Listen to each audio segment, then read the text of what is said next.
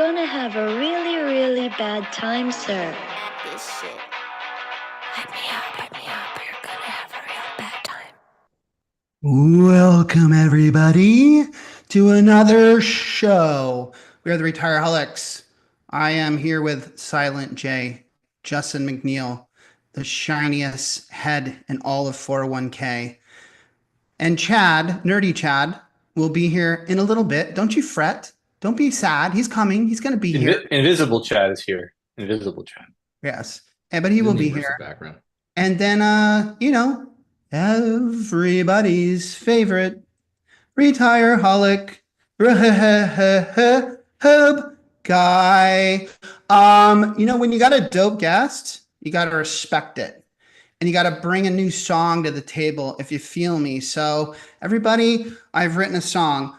Brandon, real quick, I turn it to the half kind of cloud thing. And then I go to original sound on.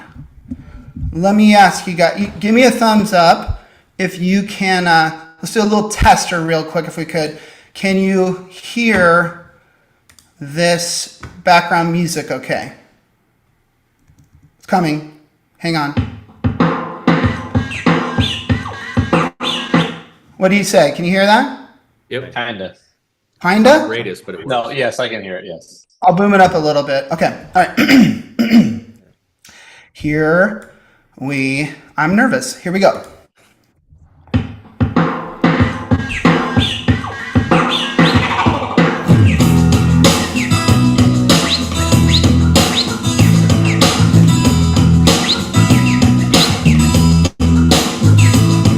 His name is Fred. I have a dream about him. He rings my bell. He's bigger than Ted. Then oh how he rocks in a suit and dress socks. But he doesn't know who I am. And he doesn't give a damn about me. 'Cause he's motherfucking Fred Reach, baby. Yeah, I'm just a mid-sized TPA. And he does, listen to Itzo's podcast, baby, with me. Ooh.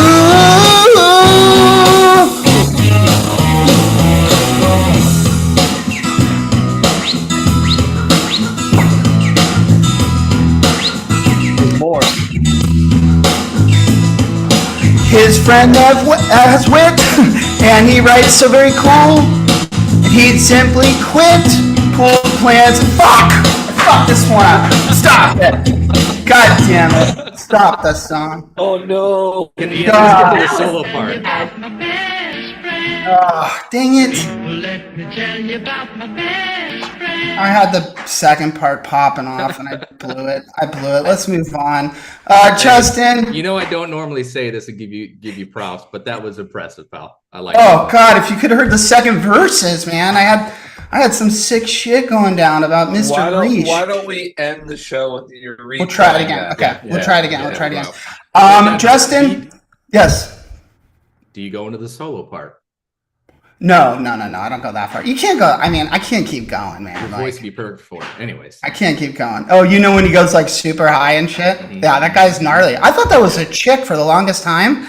That's a dude. Okay, let's go to the part of the show where we intro the guest. Justin, Silent J, take it away. Our guest joins us today from the home of Gumbo, Bubba Gump Shrimp, and Mardi Gras. She's done everything from teach high school math, intern as a pension administrator, to being an entrepreneur and professional speaker where she teaches people how to chill the F out and say no with confidence, which, to Brandon's point earlier, she failed miserably at when JD asked her to be a guest. She's a partner at Sentinel Pension and heir to the Doritos Corporation. Please welcome Melissa Terito. Yay. I don't normally do this, Melissa, but I want to do it. I want to do it today. I want to start with your story. I always thought that's kind of cheesy to like, okay, tell us about how you got into 401k or whatever. What? Finally. To me, it makes a little sense. So happy. So everyone kind of hears your little path you had here, because as Justin said, you were teaching. Then I saw you like as an intern at a retirement plan shop. Then you became like an administrator. Now you're like, I want to say like an owner / partner, freaking thought leader of the industry. So take us through this evolution. Well, I had a career crisis at the age of 27 when I was teaching high school math, and I realized there's absolutely no way I could do Hey, this. at least you had a career at 27. I was sleeping in a closet somewhere, I think. But go on. Okay. So I decided to go back to LSU here in Baton Rouge and pursue my CPA license, not knowing about the TPA world whatsoever. So, oh my goodness, here I go. That's 3.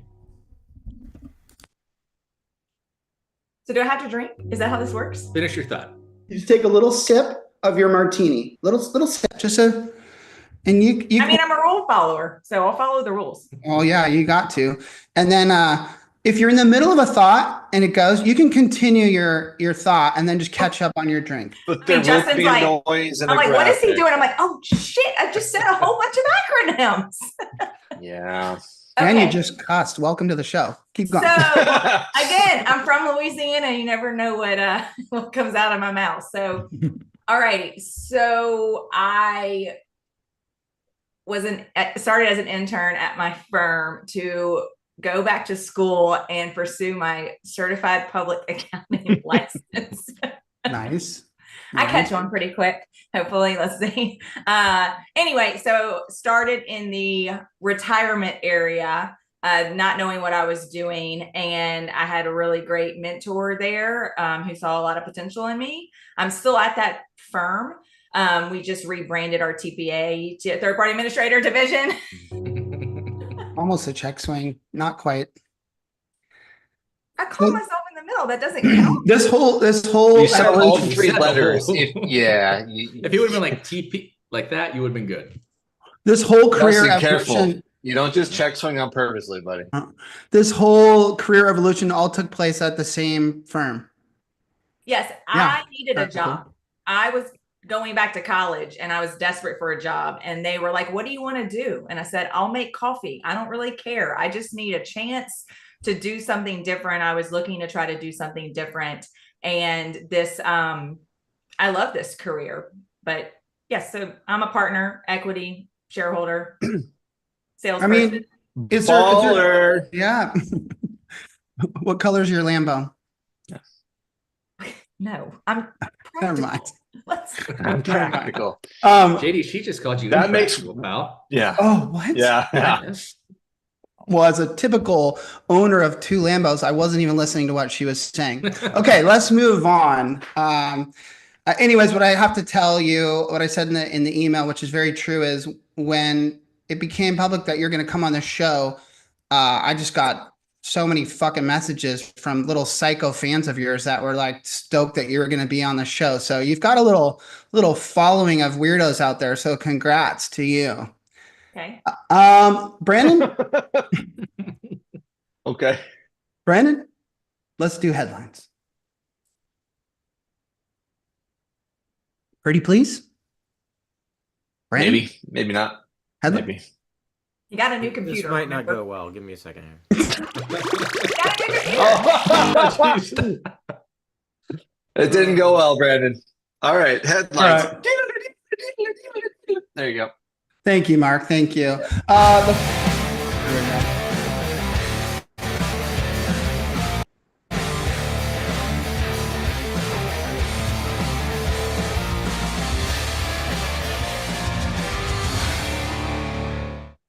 The first headline comes from, geez, where does it come from? I just left the article. No, the Profit Sharing Council of America's website.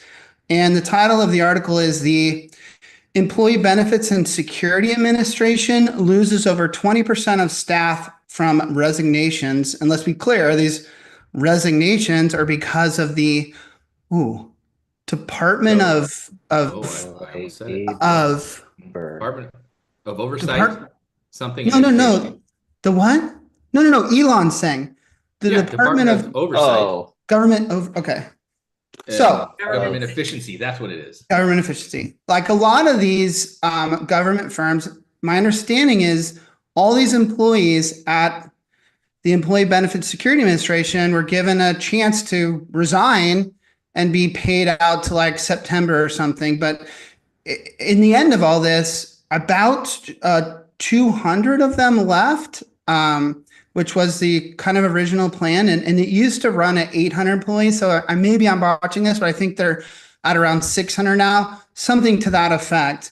Last year, that association brought in $1.4 billion in collected revenue, for cases and mistakes and penalties and things that are going out there. So my question to y'all will start with you, Melissa. When you hear about an association like the Employee Benefits and Security Administration being downsized, do you care? Are you worried? Does this bother you? Like, what say you?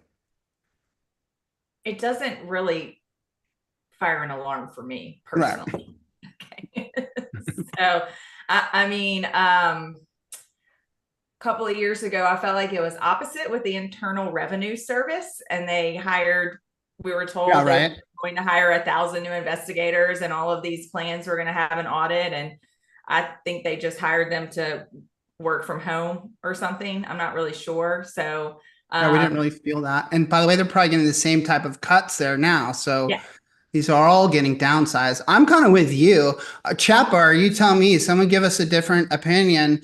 I kind of feel like, okay, like who cares? Like now, might you say that bad people will get away with bad things in retirement plans more because there's less oversight on them? Okay, maybe. I don't know if that's really true. If we're not going to get that 1.4 billion, I don't want to get political now, and that number goes down because they're less staffed, I guess that I could see how that's like a monetary problem, not generating that revenue. But I'm kind of I think I asked you guys a few weeks ago, if I told you the IRS was going to have less people so they could, so they could go and, see, I didn't even say it. Yeah, good. and investigate less on people and their tax. I think most general people would be like, great, good, fuck them. Like, I like that there's less of them. So I'm just curious if people feel, Mark, you don't feel that way. You want more Internal Revenue Service agents? Is that what you want? Well, I've always said this. I don't want people to lose their jobs. Like that's just common sense, right? Like I don't feel good about that. But to Melissa's point earlier, I'm a rule follower too. So I file my taxes correctly. I file them on time. So I'm not the one worried about that ever anyways. So if there's less people getting other people in trouble who are supposed to be getting in trouble, then don't let them go away. So screw the people who don't follow rules because I follow them. So no, I don't. Well, hopefully we'll get Daniel Aronowitz on this show sometime in the future, and we can talk a little more about it. But I just want to bring that up because it's very relevant to our industry. And I think it's interesting when Elon's Department of Government Efficiency kind of Venn diagrams into our very own industry. It's something to talk about. Let's go to another big news that was out there, Pentegra and their multiple employer plan, which I believe was a multiple employer plan for a bunch of regional banks. It's a fairly large plan, like two something billion. And the judge came down and they have to pay, is it $39 million in a judgment? And guess who their attorney was that got that win? The boogeyman. The boogeyman. Yeah. Schlichter on the winning team of another one of these. So how much does Schlichter take of that 39 million? Like 38 of it or something? I don't know. I'm kidding. What I'm curious, like in that article, you see they were spending it on luxury hotels. That was a line item. But I'm just saying, why pull that out? Like, what did we? Mark, if I got to go to a client's fiduciary review meeting, I'm staying at the Ritz and they're fucking paying for it, bro. Like, I don't know what you're talking about. No, yeah, that was the line. What's their definition of luxury too? Oh, good call. What? I said, I thought I heard Melissa say she actually followed this. Is that what I heard or no? Well, I heard about it last week because I work with an attorney, actually, JD. You know that attorney that I work with. Oh. Oh, yes, AW? yes. We love her. Yes, I do too. And we had a few, I have a client here in Baton Rouge that had acquired a couple of banks that were in that multiple employer plan. Okay, wow. And we Close to had home. worked with Pentegra, and it was the biggest effing, I don't know if I can say that word. It's Yeah, the you- biggest- Oh yeah, you can. please it was the say it. biggest, it was the biggest fucking cluster, to be honest. Yeah. So, it wasn't, our experience had nothing to do with fees. I just felt like they didn't want to let go of those assets. It was Well, it was let's- very weird. Yeah. Well, let's talk about that a little bit. I don't spend a ton of time on this, but the court found that there were several fiduciary breaches, some self-dealing, some fees being too high, some conflict of interest. And what's funny is that everyone, if you want, like, go to Pentegra's website right now, and on their homepage, it says Pentegra is a different kind of retirement provider. That's because we're a fiduciary first. And I'm thinking, okay, well, you might not want to lead with that one when you're struggling in that space. But can I open this up for conversation in chat bar? Let me know what you think. But first of all, I think this is the biggest judgment ever. And there's a second phase coming. So Melissa, those clients you have, apparently there's a second phase where they're going to be going after like $160 million in further damages. So the story is still unfolding here. But what I want to talk about is, we've been talking about this for quite some time. Isn't it obvious? Like, how the fuck are these pooled employer plans / multiple employer plans? And I'm very calm today, people. I'm not going to go off on a rant. Sure. Vendors going to actually be a pooled plan provider and then play a vendor role or several vendor roles, being the administrator or the record keeper or the 316 or whatever, all at the same time. It baffles me. And every time I've heard it from these different pooled employer plan solutions out there, I just feel like that is a conflict of interest waiting to happen. Like, someone's going to get their hands on this. And sure enough, I think Schlichter agrees with me and thinks this is crazy stuff. So, Melissa, does that make sense what I'm saying? Because I feel like 90% of these pooled employer plans are just like a conflict of interest all over the place. I've always felt like that. I am not an attorney and that never went to law school, but I have always actually felt like that. It's always been very sketchy. I don't know. Like, I just feel it's just a weird situation. I don't know. I don't really agree with it. I don't know if DeCenso's saying this, but maybe I think he is, which I think is the right counter to this, is procedural and substantive prudence. Like, I guess if you have what appears to be conflict of interest, but you can somehow show that it's not and everything's being run prudently, then I think, okay, you'll probably survive. But I keep saying, but why would we put ourselves in that position in the first place? I think the original concept, and we'll move on, of a pooled plan provider, if you ask Congress, like, what's a pooled plan provider? They would say to you, oh, it's like this independent watchdog type firm that's going to take the main fiduciary responsibility and make sure that this pooled employer plan is being run correctly. But the fact of the matter is, in the real world, this pooled plan provider is just one of the vendors that's doing record keeping or 316. And how on earth are they going to actually execute on that role? So I say good for this lawsuit. I like to see this. Next kind of discussion I'd like to have. I'm going to call this almost like a product update. There's several products that have some updates, and we're going to go through these quickly. The first one is a fund investment thing. There's an article out there where Empower now is offering a zero fee fund, no expense ratio, zip, not a nothing, for a Standard & Poor's 500 index fund.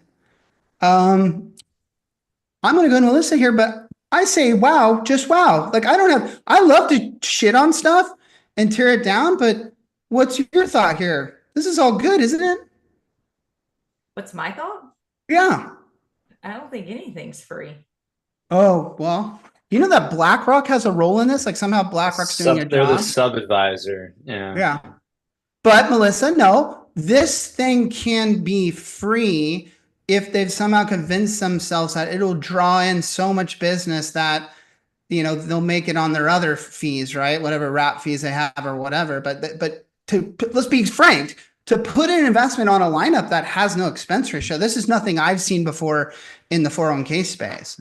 Let me see Fidelity. Yeah, I would need more information. I read that article as well, and it sounded to me it was more of an asset-based fee, and I maybe I just didn't get far enough about the expense ratio. You just don't believe it. You think they I'm shifted skeptic. it? I'm always skeptical.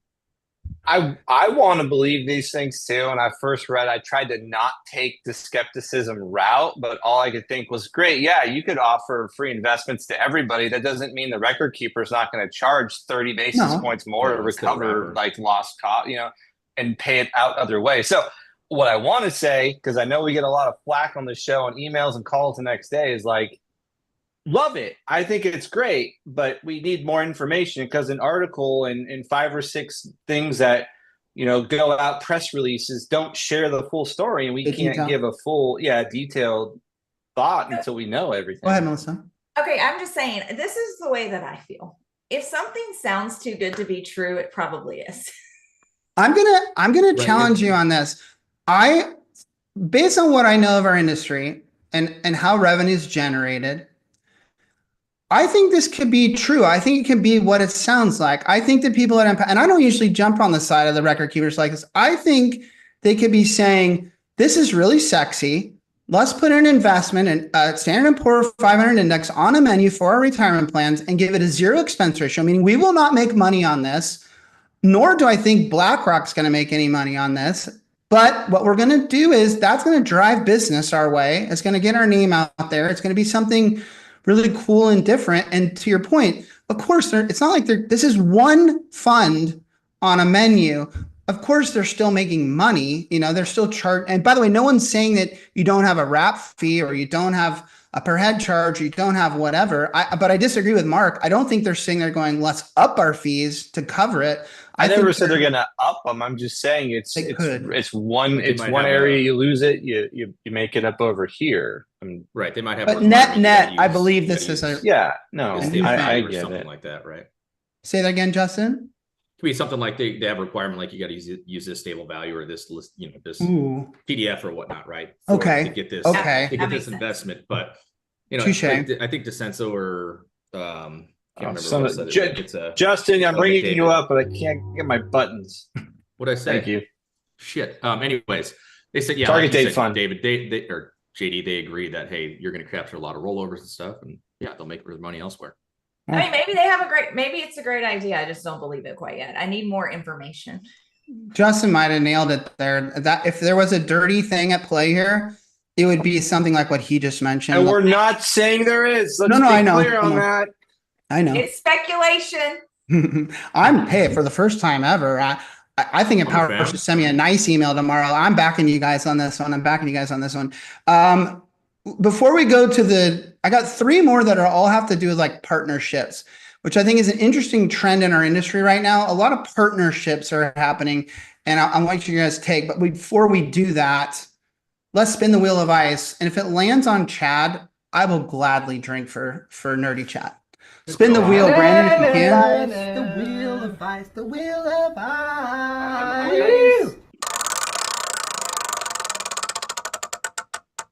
Good throw, guy. Row, man. All right, Robin, enjoy your Smirnoff Ice. Melissa, Human Interest has a new product enhancement, and Human Interest, they call it Partner Connect. And let's see, here we go. I want to make sure I get this right from the article. If you go to their website, dang it, JD.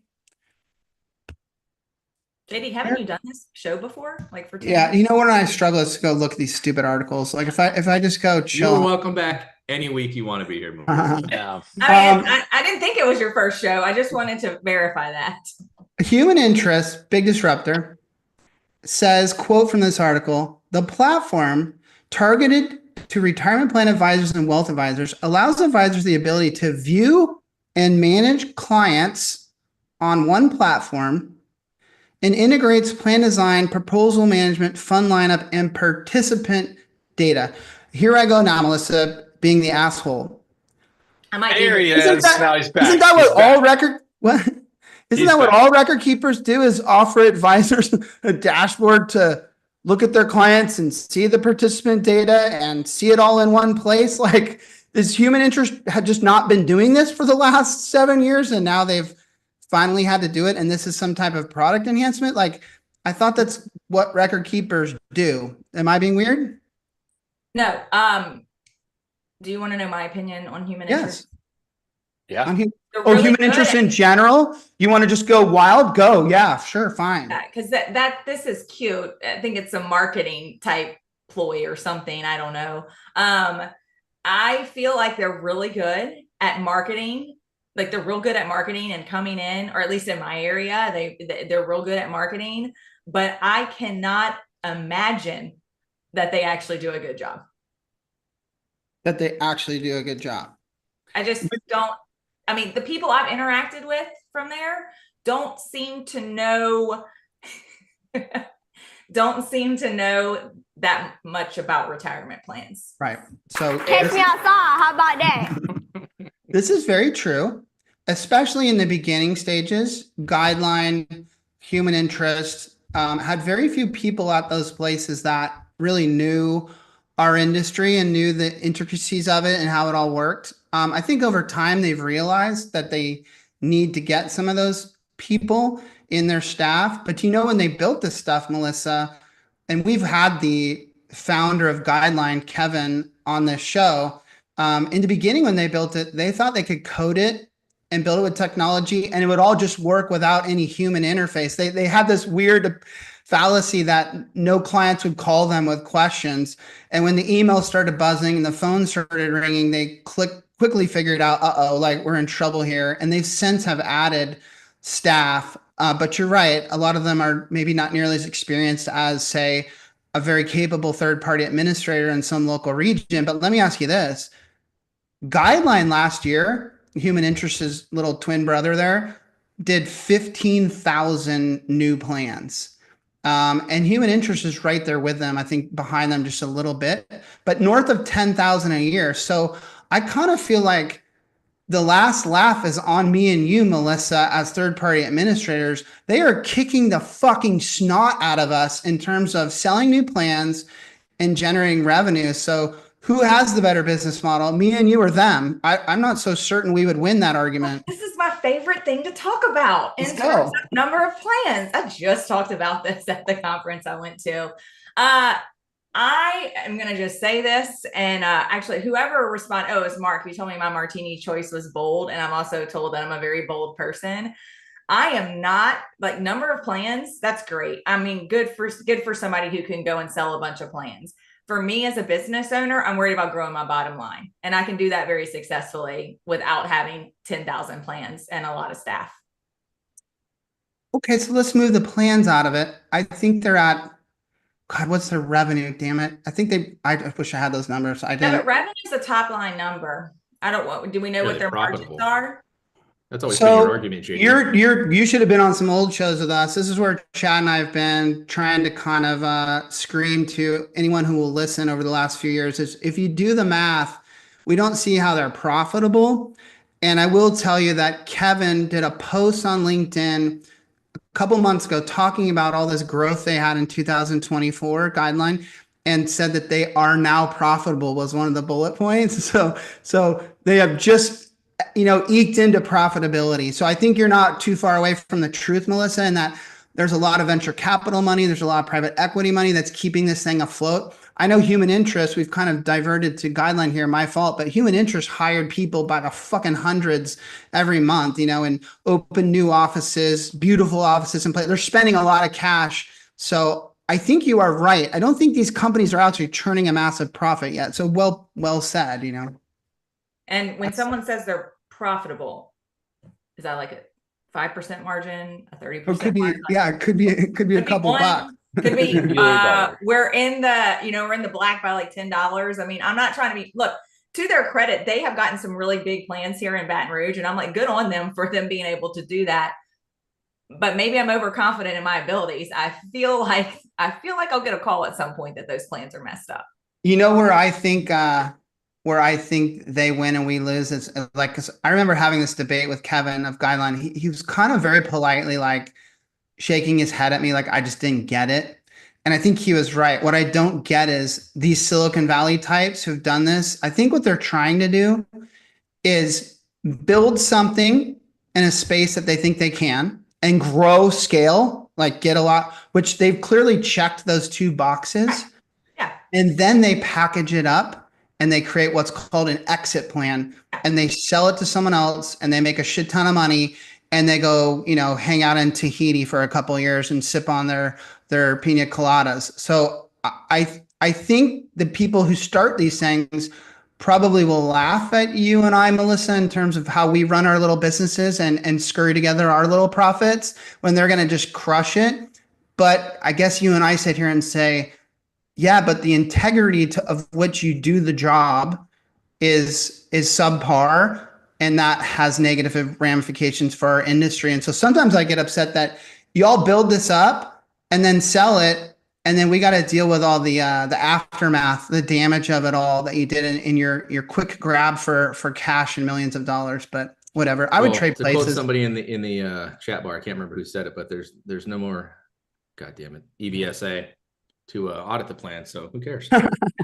Good and one. I'm not saying that I'll get a plan that's messed up because it's audited. At some point, somebody finds out that it's messed up. A new advisor comes, something happens. We have clients come to us all the time that their plans are just completely messed up, and they're with a low cost service provider. Right. I was gonna say, couldn't you pretty much put in automatic data processing and paychecks into the same conversation and just plug their names in there?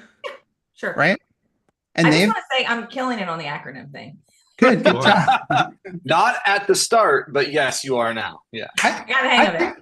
I honestly, someday I used to come back to this subject a lot back in the day and Mark would get mad at me, but I just feel like there's a lot here to talk about. We'll move on today, but to me, it's really interesting.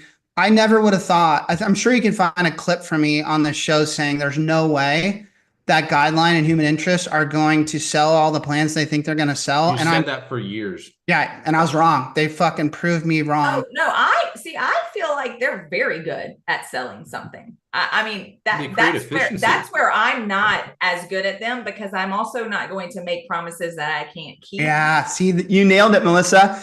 If you want to be a good salesperson, you got to learn to fucking lie. Not in me. I'm sorry. I mean, Let's do it, Mark.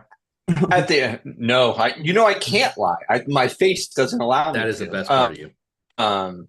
That whole conversation, though, I always go a different direction because I get where you're coming from as business owners and thinking long term. But all I can say as a person out there, like, they have provided this shakeup enough to where it's created even legacy providers and required people to up their game a little bit and to do more and to offer more and it's again, I look at it as a good thing. And yeah, maybe sometimes we get calls where the service isn't as good or whatever, but hey, others are flipping the other direction if they want something cool, hip, techie and all that too. So they're obviously doing something right, and I don't fault them for that. I think Melissa nailed a bigger, deeper truth though.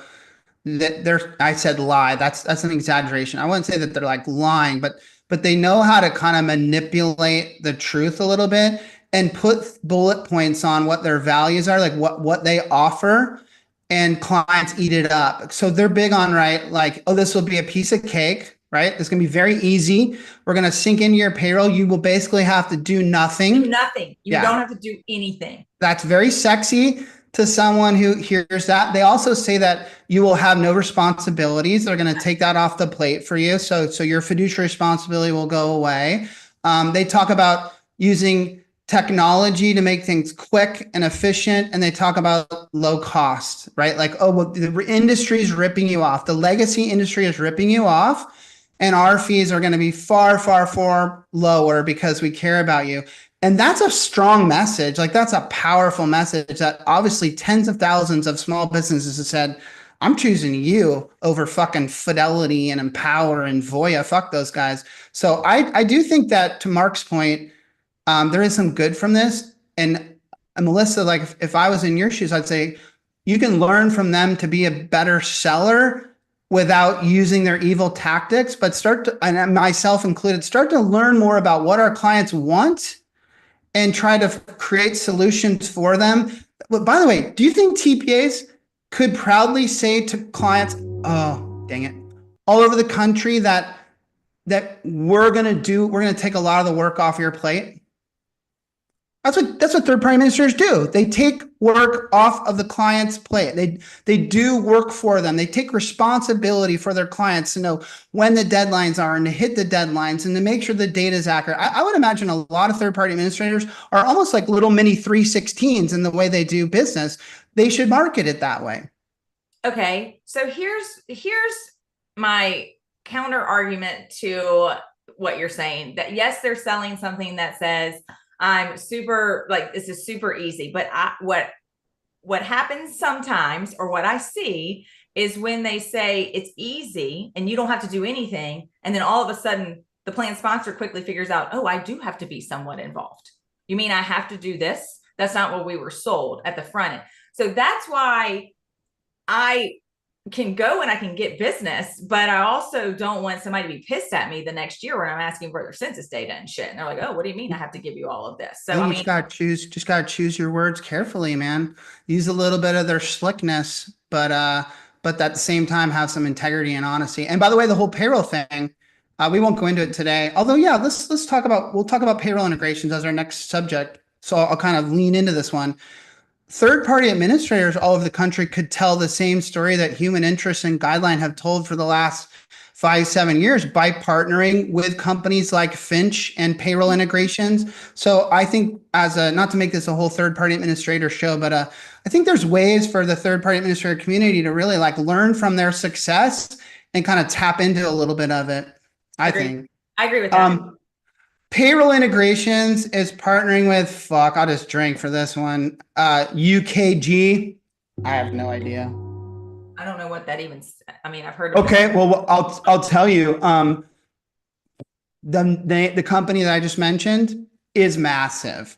I know the company. I don't know what it actually stands for. I'd have to use the acronym as well. Yeah, I have no idea. I think it's some European names or something like that. But they're huge. And so what does Payroll Integrations do? I think this is a pretty simple headline here. They try to partner with a lot of payroll companies so they can layer their technology on it and be the in-between between the 401k plan and everything that needs to happen there and the payroll company. And now they've, bridged a partnership with a massive company that's in payroll and benefits. I don't think there's much more to this except for good for them. But Melissa, while I'm on it, what do you think about third-party administrators? Sorry, everybody. And leveraging some of these tools like payroll integrations and getting to a spot where maybe we stop collecting census in the old-fashioned way. Oh, I think that's a win-win for everyone if it works, to be quite honest. We right now, I'm sure others do this. If we can get access to somebody's payroll system, we'll pull the data ourselves. They have to take a look at it. If we have any questions, but yeah, I think it's a win-win, and I think that you can charge for it as well. Well, there you go. Charge for it, huh? I like to get paid and make money. To each their own, man. A little quick highlight on Kevin at Guideline. I was stalking him the other day and I was on his Facebook account and it looks like he's living in Mexico somewhere.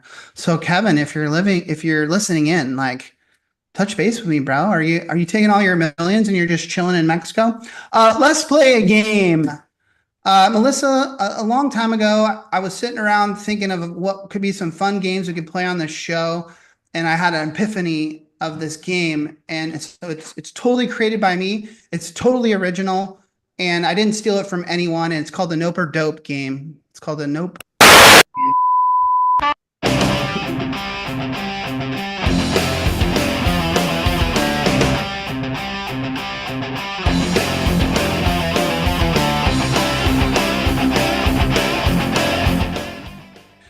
Listen, when I made up this game, I also made up several rules. We will always start with you.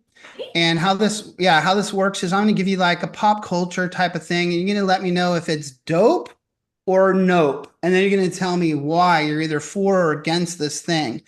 The first one, these are not very good today, people. I'm running out of options here, but this one's kind of no, this doesn't have to be a male thing. I won't give you my opinion. You give us yours.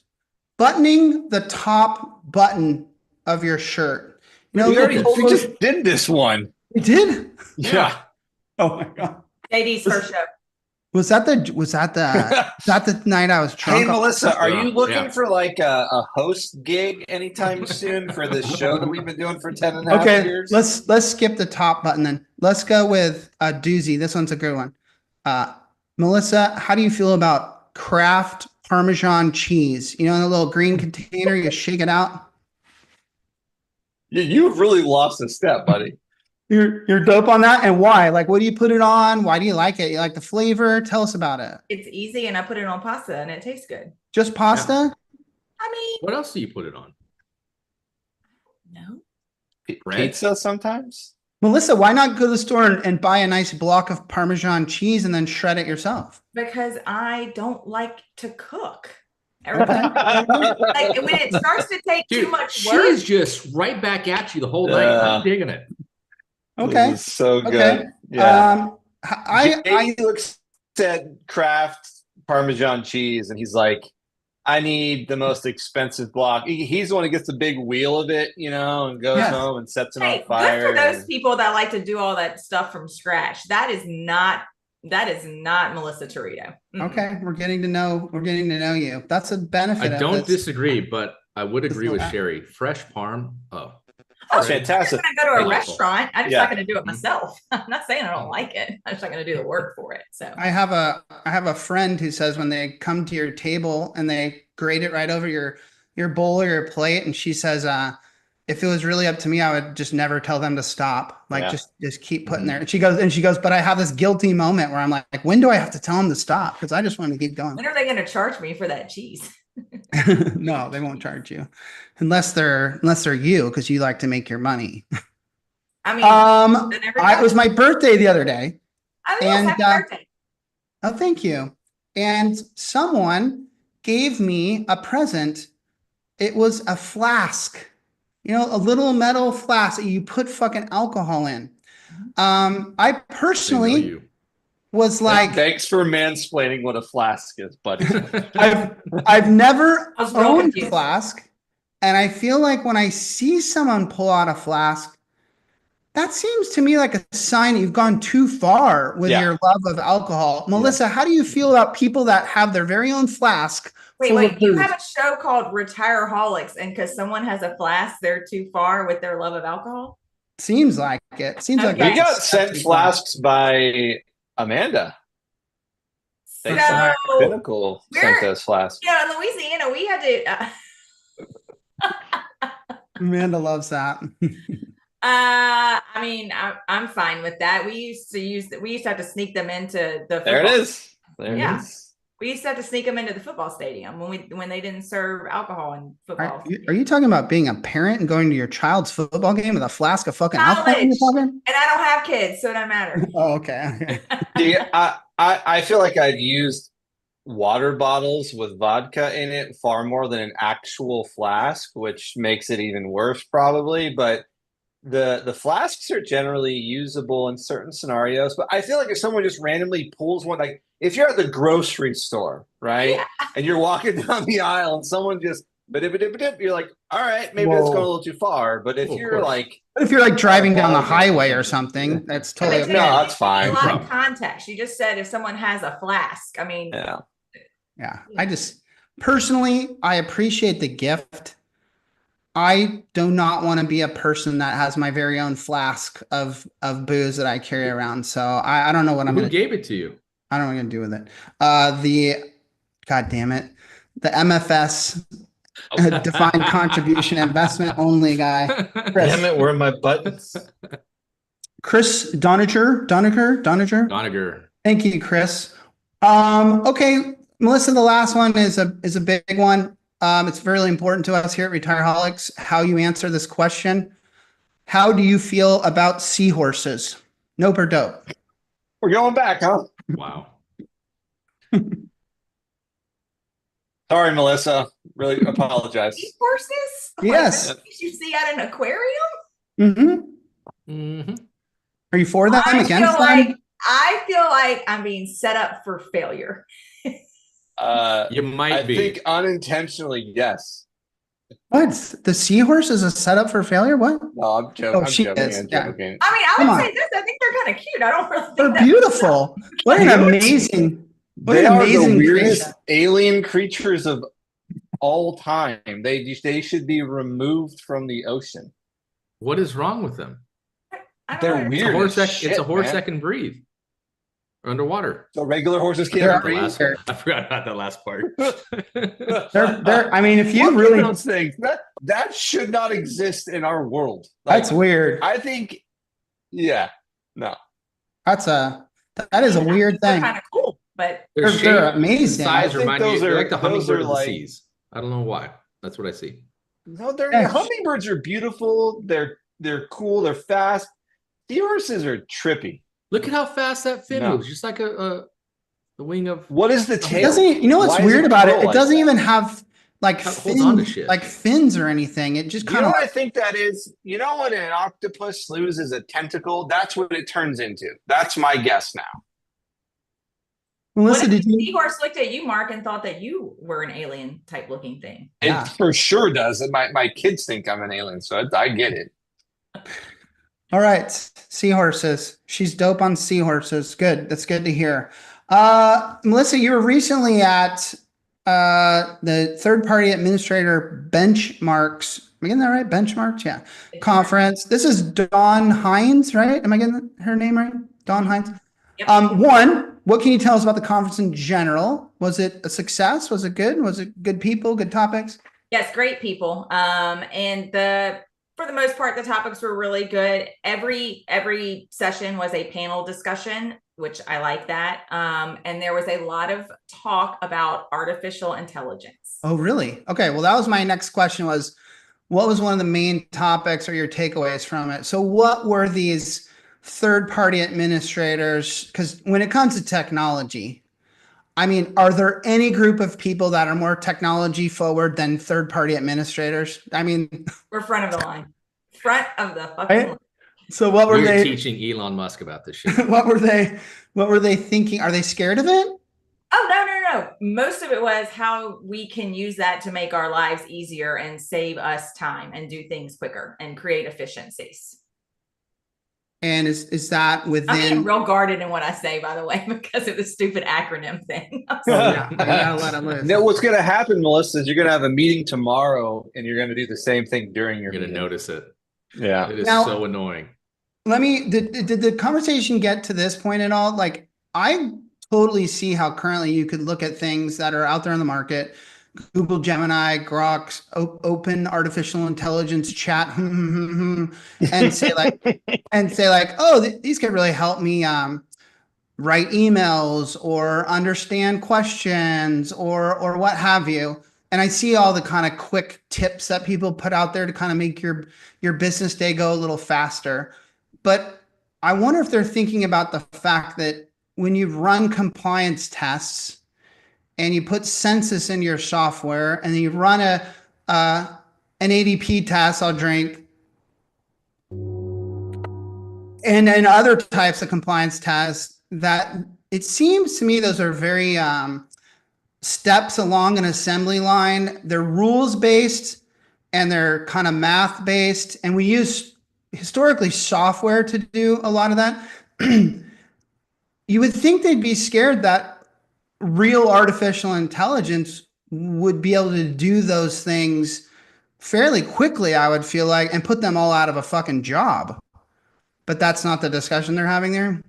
No, it's more about taking some of the manual steps out of that process and making our lives easier. There was a long discussion at one point about emails and email. I hope I don't botch. It was something about just having artificial intelligence summarize your emails with action items and then how you can reply. That was a lot about it. I mean, there's obviously vendors and companies out there that are trying to really push artificial intelligence with their compliance software as well. I think it's going to be really hard to replace people. You might not have to have as many people to do the job if you can build it an efficient way and artificial intelligence actually works. But I don't think we will all completely be replaced because of it. But I could be naive. But I'm trying to retire in 8 years. So, I mean, if that's... you're over it. No, but I would think if that group's going to get together from all across the country and talk about a subject, sure, go ahead and talk about the summarizing emails and all that stuff because it's relevant, it's real, it's today. But I would also think you'd want to, as a group, think about, okay, well, how can we be ahead of this in terms of either protecting our jobs or how would we leverage it going forward where we could do better? So anyways, me personally, I think many third-party administrators could be in a very good position to leverage that technology the same way we've leveraged software over the last, 30, 40 years. And we might be able to move quicker and at sharper angles than our large bundled counterparts. And so maybe there's an opportunity for third-party administrators to really leap out ahead when it comes to utilizing artificial intelligence and all the value that might provide clients and allow us to really up our game in different ways. But again, I'm just hypothesizing. I think that third-party administrators, we really like to make our lives difficult and add 5,000 steps to something. And I think artificial intelligence and some of this will hopefully streamline some of that process so that then you maybe can bring on more plans and continue to be more profitable. Yeah, we'll see. Welcome, Chad. Thanks. I'm sorry I missed you all. It was a sad moment. Wait, what did Amanda say? Wait, did JD just say that artificial intelligence will allow us to up our game? Maybe he's starting not. Oh, nice. I never hated you, Amanda. You put in there earlier that you were being nicer to me than you were to her. Oh, I mean, she's fun to have fun with. Amanda, check your LinkedIn messages. I private messaged you today with very friendly message. Oh, she did. Cool. Let's see. Let's do one more thing from that. How many people were at that conference, ballpark? I think about 100. About 100. Did you go to the National Association of Plan Advisors conference in Vegas or no? No, because this overlapped. It was right on top. Well, that's weird. Let's talk about that for a second. Why did they overlap with the biggest conference in our industry, Chad? Two different audiences. Supposed to be, at least. Isn't the third-party administrator growth summit at National Association of Plan Advisors in Vegas, or no? It wasn't. That's that. No, that's just at annual. The other one. That's at the other conference. Oh, that's at the annual. The longer acronym. Let's try that one. Hey, I saw so many posts from compliance administrators that were at National Association of Plan Advisors this year. It's a hefty price tag to get in there as a non-advisor. There are a bunch of non-producing third-party administrators there. I would think that'd be where your money would be better spent. No offense to Dawn and her thing. I want to go mix it up with advisors instead of mix it up with my peers. I think it's there. You're going to get two different things out of those two different conferences for third-party administrators. I don't necessarily think that it was a good idea for them to overlap. I also am not part of the benchmark program currently. I just got asked to speak on a panel, which is why I went. Yeah, I'm not part of it either. But she's been doing that for a long time. I imagine people get value from it. Was the question asked or talked about amongst groups there? Does what do we call them? Consortiums like Sorado and the one that MAP is starting, does that interfere with what Dawn has been building for years? Melissa, do you know the Sorado Group? I do. I'm familiar with them. Okay. That's an interesting question, Chad. Melissa, take a stab at it. Is Sorado Group similar to what Dawn's doing? I feel like I asked somebody that because I'm not part of either one of those. Okay. So I asked somebody if they were, I felt like the answer was they are slightly different in terms of what they're providing. To me, as an outsider looking in, they look very similar, but I'm also not involved in either one of them. I think if you're part of the Sorado Group, you're probably cringing at this conversation because Sorado Group's trying to create a brand and a national presence, and where I feel like Dawn is saying creating a community where we can learn, and then we can kind of, yes, pool all our power together to get special pricing on certain things, which she does and has always done. But Sorado Group's really trying to be like, no, we're going to stand for something far more, like a quality and a value and a shared brand, right? That we're putting across there. Melissa, you said you're not part of either. What do you think about these? We talked about other partnerships earlier around different record keepers and payroll providers. How do you feel about third-party administrators partnering together in situations like this? Oh, I think it's a good idea.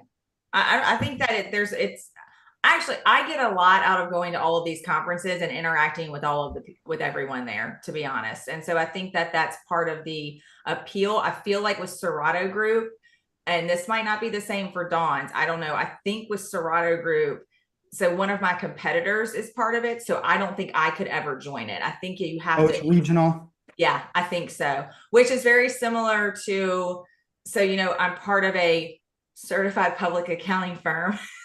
So, yes. And I'm involved in that firm, and that Sorado Group reminds me of an association, and I'm just going to say it, BDO. Okay. Yes, I've heard of that. Yeah, I've heard of that. I've caved. So it's really hard not to use acronyms. And so that's what Sorado Group reminds me of. That it's an alliance type program. Chad and I have had this conversation. We've been approached by some of those types of groups, and I've told Chad very transparently and honestly, like, I don't feel like it fits my personality, but maybe I'm not making proper sense of it. I'll comment a little bit on some of the pieces that were in the chat. I guess the intriguing thing to me is that if I put my director of sales hat on, is that some of the groups like Sorado and others have come with a different pitch as of late, which is we're going to get our way in at the broker dealer level. We're going to get our way in at the record keeper level. We're going to have the ability to move needles that a regional third-party administrator has not been able to. And that to me is intriguing. And it is perhaps the next evolution of what a TPA is, if we can nationalize in a way that we have an impact on the decisions that are made at the broker dealer level. If a Sorado Group can ink a deal with a large national broker dealer, and then how many members are in the Sorado Group? Like 8, 9, 10, whatever it is. I think like I thought it was bigger than 7. that. I don't think there's that many. Oh, Amanda says 14. Yeah. So, and then each of those can get their share of whatever new plans that's going to be. By the way, as I do that math in my head, it seems less and less sexy to me. But let's assume that broker dealer one is, first of all, Chad, what are the odds that you're going to get a sweetheart deal where they only work with you, the Sorado Group? No, they're going to have a deal with Future Plan or someone else. Well, right? that and their advisors, boots on the ground, have relationships already. And are you going to force the hands of their producers? Probably not. So see, even there, the more I say it out loud, I don't even think that that's that valuable. We're on the approved list for fucking this national broker dealer. Like, so the fuck what does that matter? For a very long time, JD, it's all about access for the TPA community right now. It's all about access. It is access to advisors, access at a greater scope than one-on-one fighting. And I do think that that's the next step for our community to succeed. Melissa, he says that because he's a national sales director. And so when he wakes up on Monday morning, Chad's thinking about trying to not fish with a pole, but fish with a net. So that's just where his headspace is at. And so there might be a lot that's right to what he's saying. Go ahead, Melissa. No, I don't disagree with Chad, who's much more than fashionably late to this party today. Yeah, I wanted to say that, but I didn't. My daughter was playing the trombone in concert at school. So I went, you can't stand up in the audience and ask them to speed it up. Come on, I got a show to get to. No, where I have a hard time, and it's really, I know facts for this, is what is the return on investment for being part of those groups, because they're not inexpensive. Right. And so I know you get some discounts, but I would be more curious as to what Chad was talking about in terms of access to advisors and record keepers. How does it help me grow my business? Well, I'll end this discussion with this for any TPAs that are, damn it, that was not on purpose. Well, you do have a show that's about That are listening in. I am currently in the works with doing what do you call it? An event, a marketing event where we'll invite financial advisors, and I'm going to be doing it in partnership with one of my competitors in the area. And so I used to look at defined contribution investment only people and think it was so cool that they could all kind of partner together because they all understood that there's many sleeves in a core menu, right? And so they were fighting for different spots, but they could kind of partner together, where it was very uncommon to get like record keepers together at the same event because they were kind of ruthless competitors of each other. And I have not liked when third-party administrators get competitive and kind of talk shit about each other in certain regions. And I've always felt like it would be far better for all of us if we treated each other with more respect and actually and professionally. And when an advisor asked you about one of your competitors, if you could say positive things about third-party administrators in general, it might kind of raise all of us up as a group in the eyes of advisors. And so I'm really excited about this event I'm going to do. And Melissa, you can have the final thoughts here, but I would just love to see more and more, and it's happening. Look, Amanda's here and Shannon comes here and we've had them on this very show, right? And talk, here you are, duh, And so here, yeah, I didn't even realize that it's happening right here in front of me. We should be supporting each other more. And I think we'd all benefit from that. I agree. I've always said there's enough business to go around. I actually saw one of my competitors.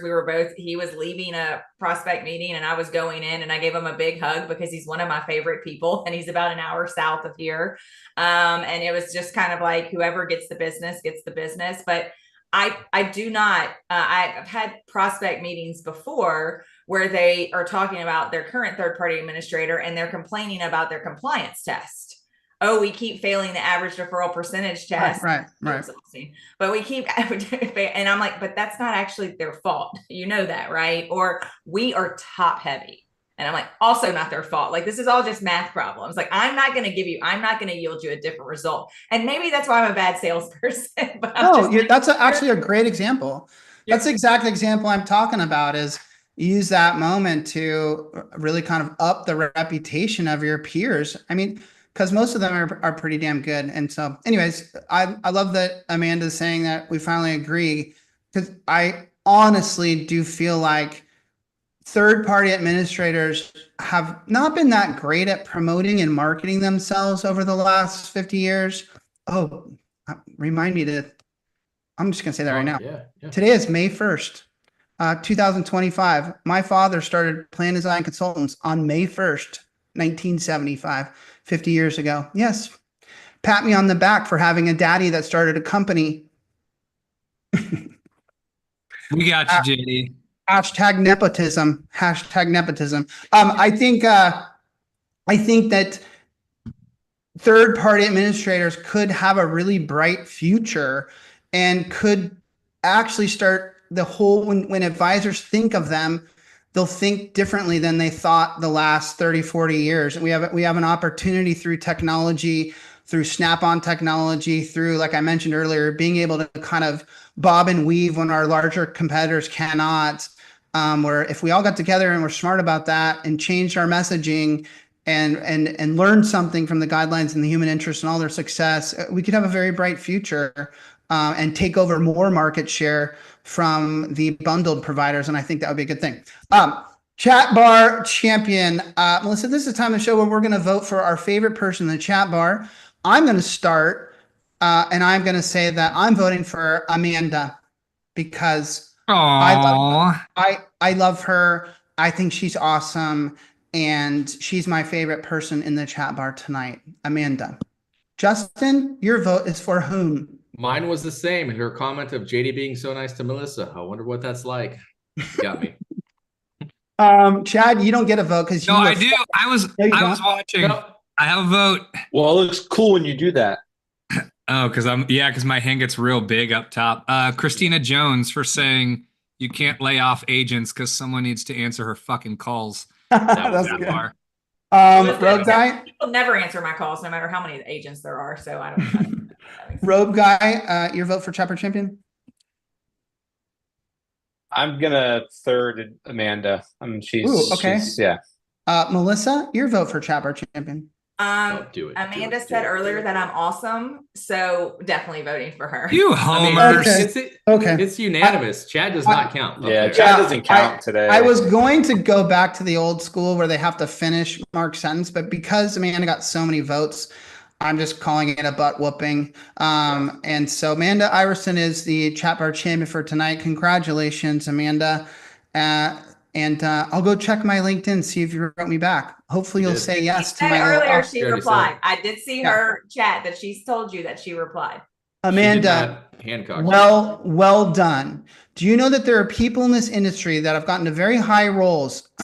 Wayne Park at Manulife, John Hancock Retirement.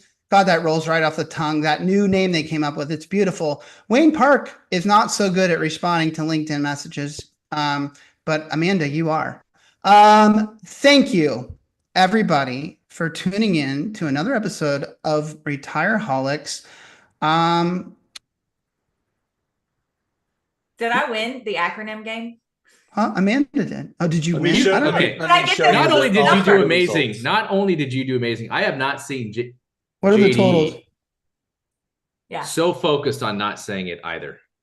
Oh yeah, nice. I think you leveled JD. Oh yeah, Mark was quiet. You won. That's like you winning in a way. You did very good. Chad, he did 3 in 5 minutes, so that's really like. I had to catch up, Melissa. I had to catch up. So, well, Tony, chill the fuck out. That's my name, dude. No. Whoa. Amanda wanted me to have 20. I'm like, oh no, Amanda, I will work hard. Amanda did good for like the first 8 minutes, and then she lost it and got to 20 quickly. So. Okay, Melissa had about 5 in the first minute and a half. Yeah. Okay. Well, I was confused, and once I caught on to how the game works, I mean, I'm here for it. I'm very competitive. Quick learner. Okay. JD, are you? Thank you for tuning in, everyone. Oh shit. Okay, yeah, we'll if you stick around, we're gonna try the song one more time. But I just want to say thank you for tuning in. We're going from the top of the second verse. We'll go from the top, but everyone, thanks for tuning in. But just understand, like, these can't all be bangers. You know, sometimes, you know, I'm a little off, and the show's a little off. So maybe next time is going to be a good one. We don't know, but I do know that Melissa, you are a phenomenal guest. I did not know that you had the spice. I did not know that you had the opinions. I think if I manage to get you back on the show sometime in the future, I might get you in trouble. We might got to go deep on some of this stuff. I didn't know you had that gear, but thanks for being transparent. Thanks for being honest, and thanks for accepting our invitation to be on Retireholics. I'm gonna be the song to play us out, I guess, is what we're gonna do. Can we make it like lower volume? Was it loud? Well, let's test it. Your voice was peaking pretty high. Well, let's test it. Let's see what you guys think about the Apparently, volume. I should miss the beginning and the end of tonight's show. Oh boy. No, this was actually a good one, Chad. This has promise, But Jay royally fucked it up. Yeah, the first you're time. putting It a was, lot. You're putting a lot of pressure on me right now. yeah. Like I'm feeling. Like it was going really well, and then like literally the whole thing just blew up. Yeah. Okay, tell me- Said, don't get close to your mic. Oh, don't get close to the mic. Okay, tell me how you feel about the volume right now of the music.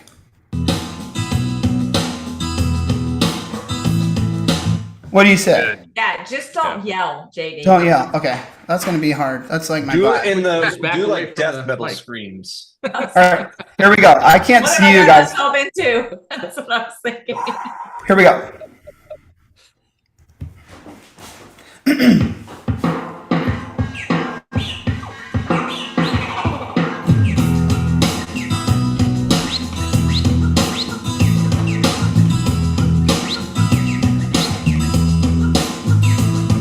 His name is Fred. I have a dream about him. He rings my bell. He's bigger than Ted Benna. Oh, how he rocks in a suit. I'm out of here. God damn it. Goodbye, everybody. Play us out. I'm fucking out. JD, next time. Let's make Silent J He's sing next time. fucking Fred Rich, baby. See you later. Pre-record it so there's no pressure. Pre-record Yeah, one, okay? that's a good call. Still yelling. Okay. Yeah, I like how we got I right to the tried mic. change the volume on my computer and I couldn't. Apparently there's a setting that I can't do that. So Goodbye, everybody. We'll see you next time. Brandon, play us Goodbye. out. Thanks, Melissa. thank y'all. Thanks, Melissa. See you guys. See ya. Man, bro. Is it too hot? What, no? No, first of all, I had to go and find the first time. Yeah.